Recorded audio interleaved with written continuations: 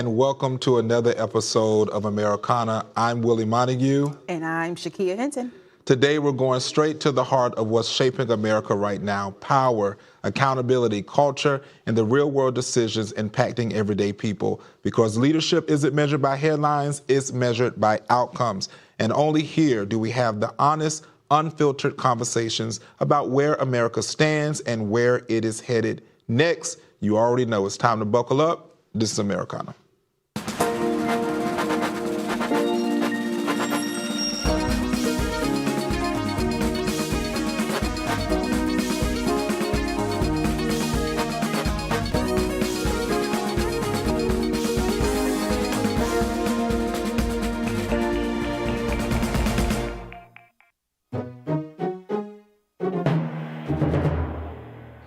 All right. Well, we are going to be coming up today talking about the Gen Z gender divide. Then we'll talk about Rep. Omar, so that way y'all don't get me for a first name. Representative Omar's assault, faith over politics, and then what is happening with the voter rolls and the midterm election. So without further ado, it's time to get right on into it. There is something that is happening with the Gen Z. As I've always said, it is a divide. A growing political divide is emerging inside Generation Z, not by race or class, but by gender. Young men and young women are moving in sharply different political directions with conflicting views on justice, authority, gender roles, and the role of government. Let's dive right on into it. So when I was researching this, I saw that it was the men were moving more conservative and the women was moving more towards the... For Gen Z. For Gen Z, by the way, for Gen Z. It's interesting because there's a lot of Gen Z that is right now around, and I talk a lot about Gen Z, but it's interesting. Why is this? Why is there a gender divide in a generation that seems like, to me, they all seem like they're all doing the same thing. But there's a gender divide when it comes to roles, and we talked about that often, where if the men are leaning more conservative, that means that they're wanting to lead the way. And as I said, this new generation of women do not want to be led. Choose my words wisely on this. But let's ground ourselves in what classifies as a Gen Z. Gen Z is 1997, so like 13 years old up until 29 or 30 years old now. So I think it's that wide of a range. Right. So 13 years old to 29, 30 years old right now. Right.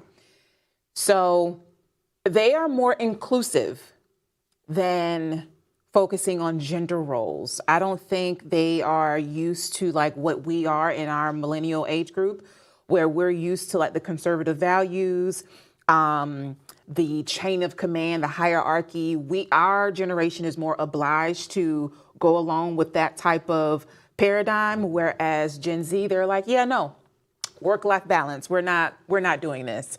Right. So I think they are more inclusive in thought and in practice. And so they're not going to be defined by gender roles or gender norms. But do you think that will, like, I personally feel like that's going to cause a problem with the generation that's after, to when there's not going to be any type of, like, you have now so many poly relationships and people that just goes with whatever is happening. So do you think that that's going to help bring up the next generation to understand authority and order? And not authority because a man is telling you what to do, but just authority overall, because if you're not getting it from home, because this structure is not established, because you have even if someone right now has a child, you know, they're old enough to have now this next generation alpha, and so or they could have beta. So here we are in these next generations that anyone born in this year now part of the new generation, or last year they're part of the new generation. And so what was handed to them, other than, to me, it looks like disorder.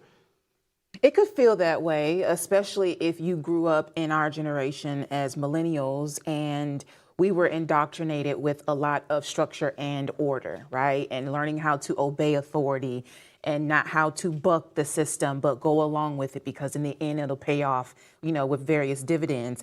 I think millennials now, I know I have children who identify as alpha.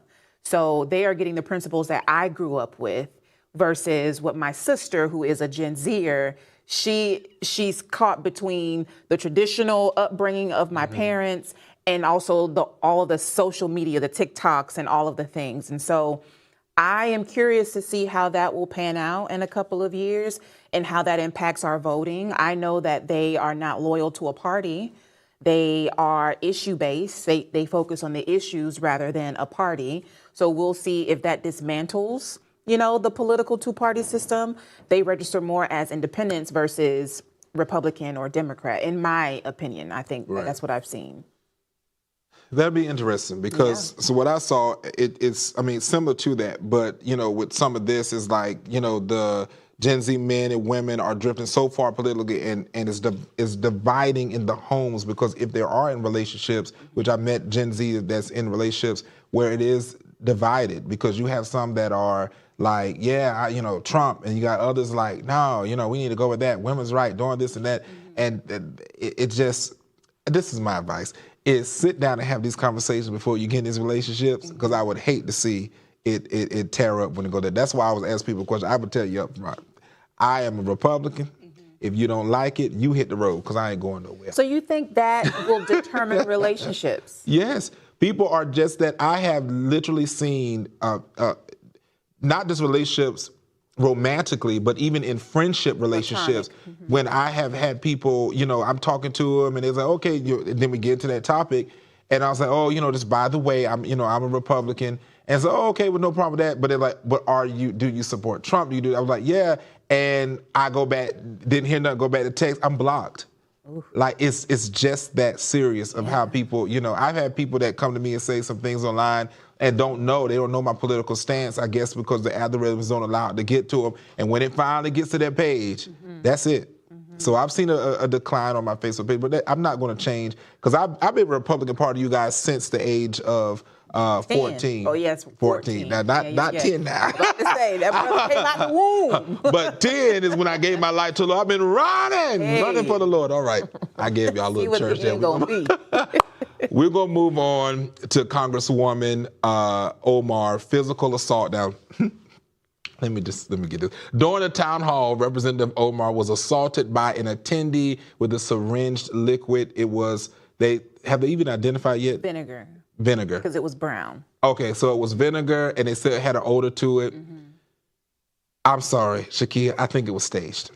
I looked at that video, and I did not want to say this, but when I looked at the video, I looked at her response, it just did not feel authentic. It felt like if that man got that far to sit in the front row and just the reaction she had, she was ready to punch. It was like all ready for them. And I'm like, is this going to be the new norm with representatives who are ready to just stage attacks because they want to help with their campaigns? It's Why do you think she, of all people, would have to stage an attack for what? What would she gain from that? What she just got now? Attention. She's already had it. She's a credible U.S. Congresswoman. So she's U.S. Congresswoman, but we're not going to. I'm really trying to understand your train of thought. Like, what would she have gained by staging this? Sometimes, Shakia, in all honesty, it's not about gaining anything. It's more about how do you create the narrative that I am hated so much that people want to do something nasty towards me. Well, she doesn't have to create that. She is hated. Well, she may be hated in her own regards with that. But I promise you, it's just like, I feel like all this stuff happening lately is now starting to be Jussie Smollett 2.0. And I'm like, it's just like... So did you have that same opinion or feeling when Trump, when he was campaigning and his ear was grazed, so to say? I never had an opinion on that. So do you think that was staged? I don't think it was staged. So you think that wasn't staged, but you think Ilhan Omar. We're talking about a gun versus someone with a No. We're talking about the same thing. No. We're talking about the same thing. An attack on someone's person, and you're saying that was staged because of how you perceive the reaction of her and people around her, versus Trump being at a rally and him standing up in the crowd with his fists in the air with visible ketchup. In my perspective. Okay, so right? So say if it was make it make sense. Say if it was staged. Say if what was staged. Which say if it was staged for President Trump. Okay. Okay, moving on. This is 2026. We are in right now at this moment. President Trump is already elected, so we're talking about Representative Omar and the alleged assault. And she is also a current. But how was she assaulted if it never touched her? The liquid, Willie, It didn't touch her. It did touch her. It came on the podium. I didn't see the liquid touch her. The liquid touched her person because she asked for a napkin to wipe it off. I truly am. I'm sorry. I just don't. You can have that opinion. I just think it's absurd that you think that this woman, of her stature, her demeanor, and I know that we are on different sides of the aisles politically, right? But why? What would she gain? Her name is already relevant. I mean, it's not about you keep saying she was gaining. At a town hall. Well, you keep saying gaining. A lot of Minnesota's crisis right now with ICE and how she is planning to disrupt what's going on in the streets. She was in a current town hall. Why would she stage? So let me ask a question. An attack, and then she wanted to continue with it after. Exactly. Did you hear what she said? That's the part of it. Why?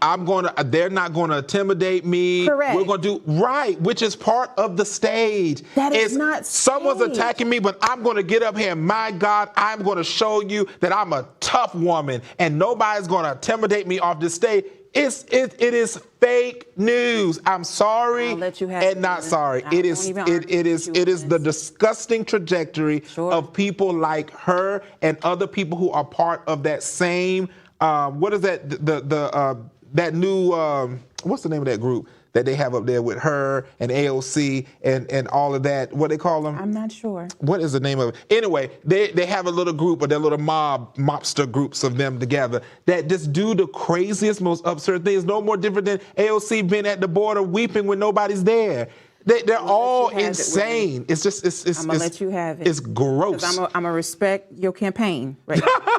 So I'm not going to say anything else. We may want to move on. It is gross. Now let's move on. All right.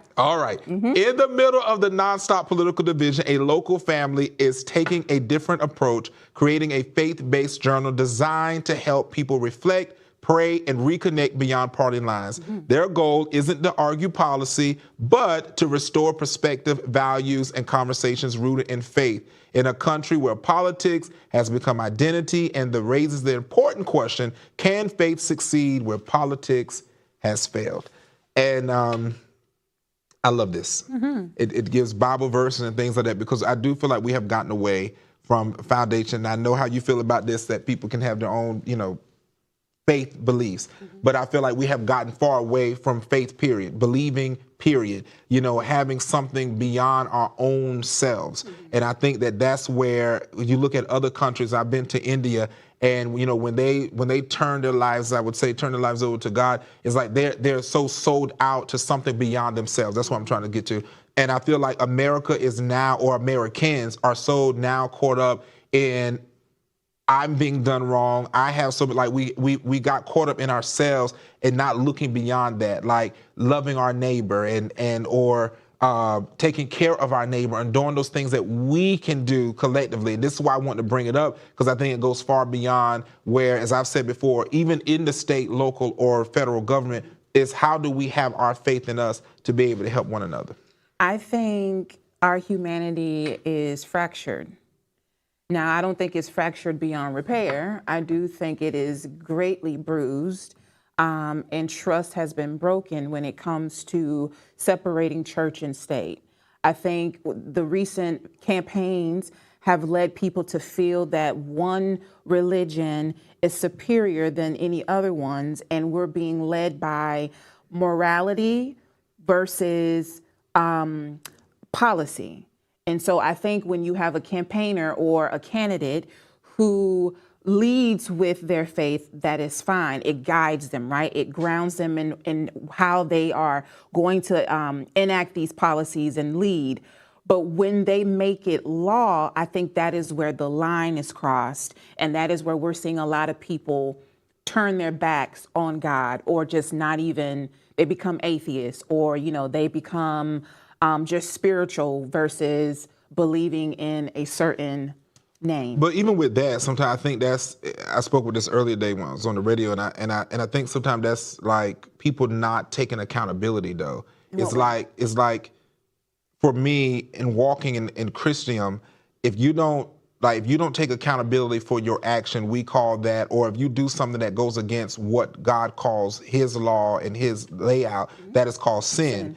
And then when we have, in some regards, people be like, oh, well, we sin every day. Then, that becomes that part. I'm taking accountability because I know that is wrong. And then when we go, and then some people say, oh, well, this is why I don't believe, because, just because this one thing that I do is, what we call error with Christian, that doesn't mean I'm not a good person. So I'm just going to go over here in this faith because it doesn't judge me here. But what if that faith decides to change and says, well, we're no longer going to accept that as okay. That's no longer acceptable here. That's also sin in our religion. You're just going to skip and go somewhere else until you find what is comfortable for you. That's the problem I have with so many people with all these different beliefs and stuff, is because it seems like we want to get away from the spotlight and accountability of righteousness.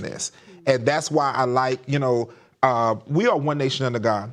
Whether people like it or not, we're a melting pot. You can have whatever religion. I've said this over and over. Have whatever religion, whatever belief you want to have, and that's up to you. And I have no heaven or hell for you. But however, I'm going to always stand on what I believe, which is, if you want to be a person of moral character, you have to have some accountability for wrong, because there's always going to be righteousness and unrighteousness. It doesn't matter what you do.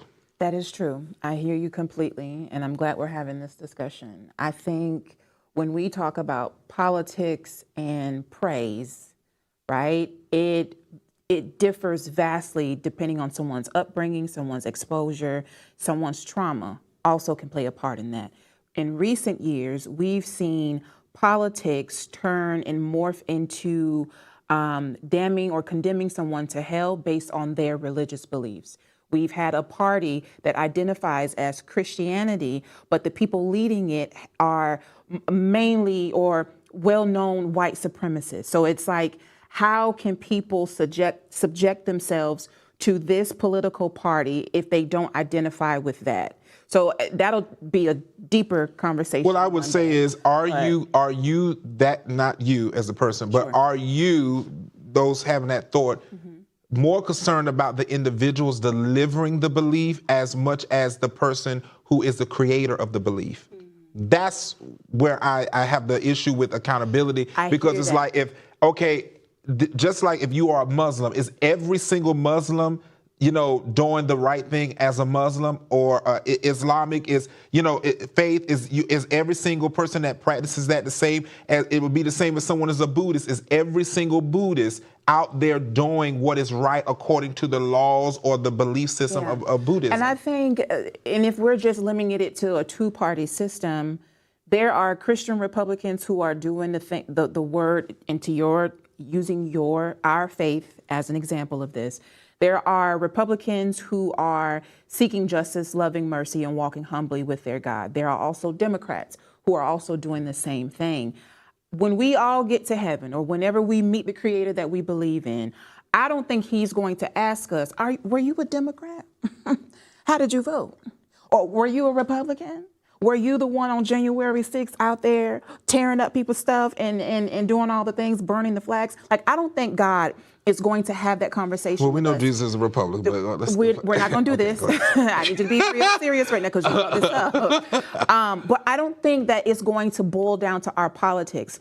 I think it will boil down to, how are we treating those who are homeless? How are we treating those who are immigrants? How are we helping the senior citizens or the widow? How are we actually doing the gospel outside of party affiliation? That is what that boils down to. I don't care what you do, not you.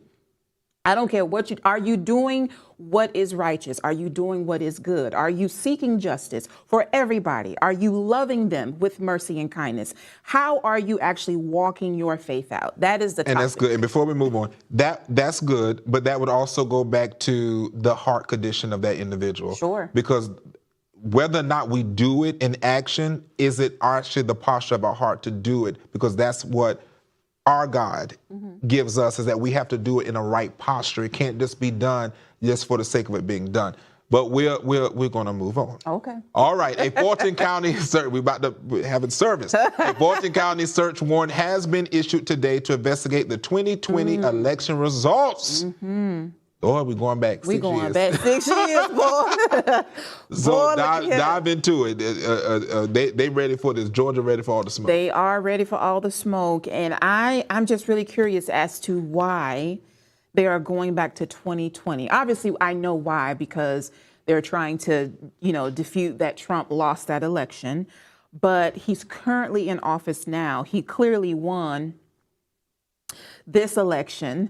But why are we going back 6 years? And so that also makes me question, is this like preemptively preparing for the midterm election? Because Kristi Noem wrote Governor Walz last weekend, if you do X, Y, and Z, I need X, Y, and Z. That X, Y, and Z from her were the voting rolls in Minnesota. Now, are they trying to tamper with the voting rolls in Georgia? Because we know that Trump called on people and asked them to give him a couple more votes.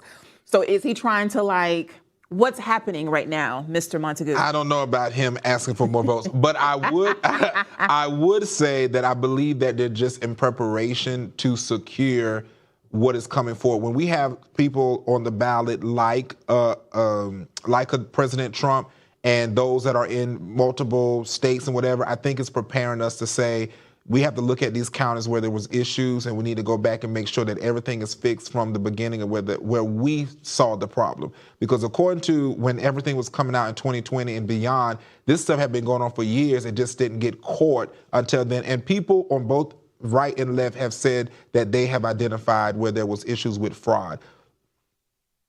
Some people don't believe that there was fraud. Some people don't, but there was a lot of people, even in the great state of Florida, where people was coming out, a particular Democrat that ran for office, and she is a Democrat, and she was able to identify the fraud that was done in her race. And that's when we was like, wow, this is something that has been going on. And she was able to go way back. And myself, when I ran back, I actually went and found the records from when they had called my race as myself the winner, and the numbers had switched by the next time it was there. It was the craziest thing ever, and we was able to identify that. So there's stuff that happens, Republicans and Democrats, especially when you have Democrats that work in a lot of these supervisor relations offices. We need to shut that down, and whoever's in the White House is the people who need to be in the supervisor relations offices, because they're going to protect the votes of us as Republicans. How much are they paying you? Because there's no way. I just let you sit back and just talk. Because sometimes you teach me things, you're sharpening me, and then other times I'm like, this man, he